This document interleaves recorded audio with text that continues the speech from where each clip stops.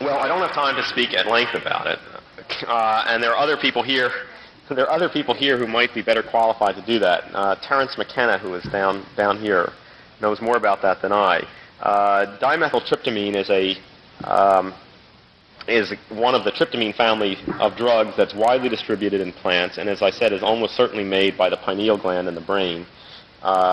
It itself can't be taken by mouth because it's inactivated by an enzyme in the stomach, so people usually smoke it, occasionally inject it. It's not very common up here at the moment. It occurs in a lot of plants that have been put to use, especially in South America, by South American Indians. When taken, it's often mixed with yahe, this other drug that I mentioned, and in that form is orally active because the chemicals in yahe inactivate the enzyme in the stomach that breaks it down. And in that form, it's a much longer acting drug. It is especially visual. It's one of the psychedelic drugs that affects the visual system strongly. And Indians in those cultures who value visions and take these plants, their interest in taking these plants is not just to get intoxicated, it's to have visions. That's what they place the premium on, and they say that they get valid information from their visions. And it's interesting that if you interview these, when this practice first came to light in South America of mixing leaves containing DMT into a drink that was made from this other plant, yahe, the first pharmacologist who learned that said that the leaves couldn't possibly have an effect because DMT is broken down in the stomach. The Indians say they put the leaves in to make the visions brighter.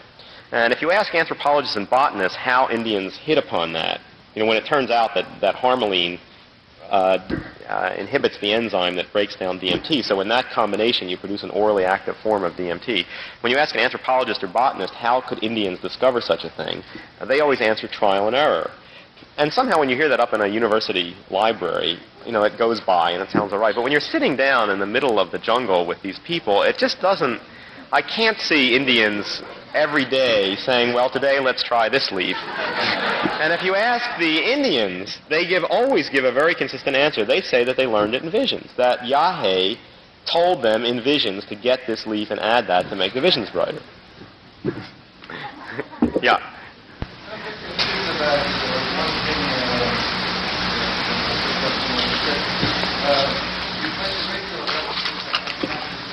Mm-hmm. Now, I think it's moving forward with the healing aspect of drugs, especially in the framework of the scientific setting such as did you all hear that? All right, the question was that how do I reconcile what I was saying about the importance of expectation, especially unconscious expectation, with the healing power of drugs, especially as demonstrated in a scientific setting? Well, the healing power of drugs is very interesting. It also, like the mystical power of drugs, is very evanescent. There is a famous medical aphorism that I've tried to track down, but it's been attributed to at least 6 different physicians of the early part of this century. One of them was a man named William Osler, who was a professor at Johns Hopkins University. And it is, a new drug should be used as much as possible while it still has the power to heal. If you look at the history of pharmaceutical drugs, there is a very clear pattern that the incidence of favorable responses is greatest near the time of introduction, and that over a period of 10 or 20 years, the percentage of favorable responses to the drug diminishes. I could give you many examples of that. I think one that's a very good one, a current one, is the painkiller Darvon, propoxyphene, which was introduced into medical practice, I think, sometime in the 1950s, and was widely touted by its manufacturer as being a big breakthrough in pain relief because it filled the gap between morphine and aspirin, which is a real problem in medicine, that we have no intermediate strength painkillers.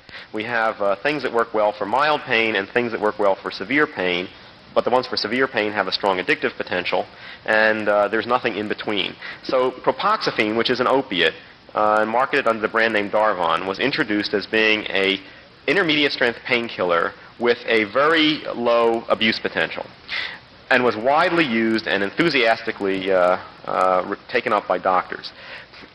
In about 10 years after its introduction, it first became apparent that it had a significant abuse potential when heroin users turned out to like injecting it into themselves.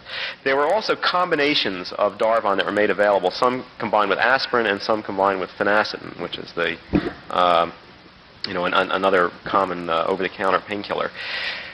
In recent years, over the past 10 years, there has been general acknowledgement by physicians that Darvon isn't a very good drug, that in fact it doesn't relieve pain very well.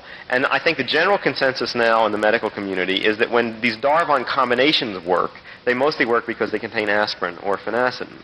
And suddenly the drug is looking not very good. Now it's interesting that the way that physicians interpret that pattern and the incidence of people who respond favorably to Darvon has declined greatly. The way that physicians interpret that is that Darvon wasn't a very good drug to begin with, but it took us this long to realize that. Now I don't think that's what happened. I think what happened was that there is tremendous faith, which is a variety of expectation, in novelty, and that the novel products are able to catalyze healing responses more effectively than familiar products. And I think you can see that principle at work in a lot of healing phenomena. There's I was very interested in, I did some research on what's been found out about healings that have occurred at miracle shrines. The one that has been studied most is Lourdes in France. There are clear-cut cases, although not where the percentage out of total people that go there is small, of people that have had very clear-cut cures of advanced organic conditions. No native of Lourdes has ever been cured there. The chances of a person being healed at Lourdes seem to be, this is based on a statistical study of a lot of people that went there, are directly proportional to the length of the journey traveled to get there, which I think is another measure of the investment of faith. Now, I don't think that means, in saying this, I'm not saying that drugs do nothing. In fact, as I said earlier, drugs, they have intrinsic pharmacological effects, but what the final experiences are is a product of the creative interpretation of them by the human mind.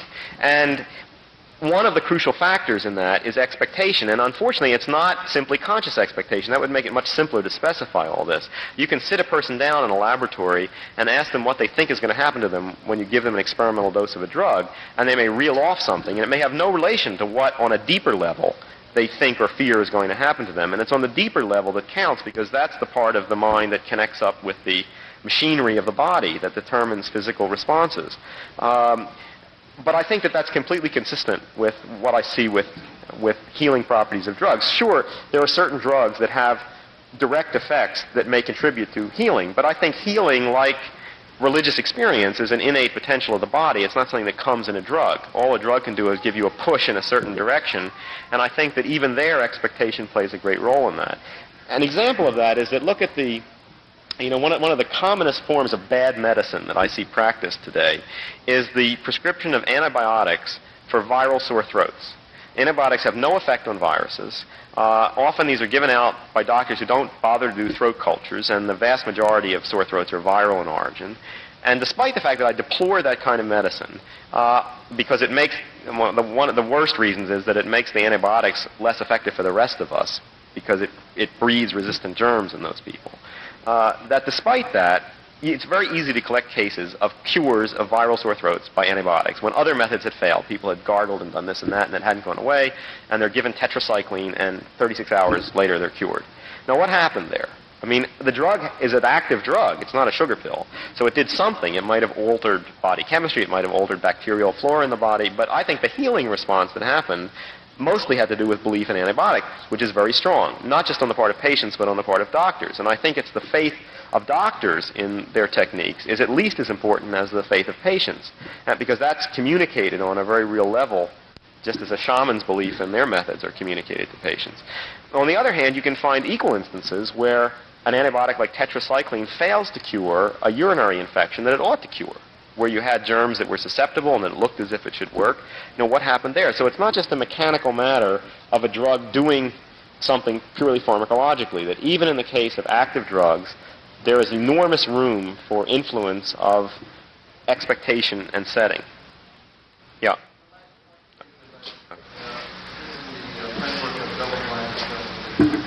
All a double-blind experiment can do is establish the intrinsic efficacy of a drug relative to an inactive control.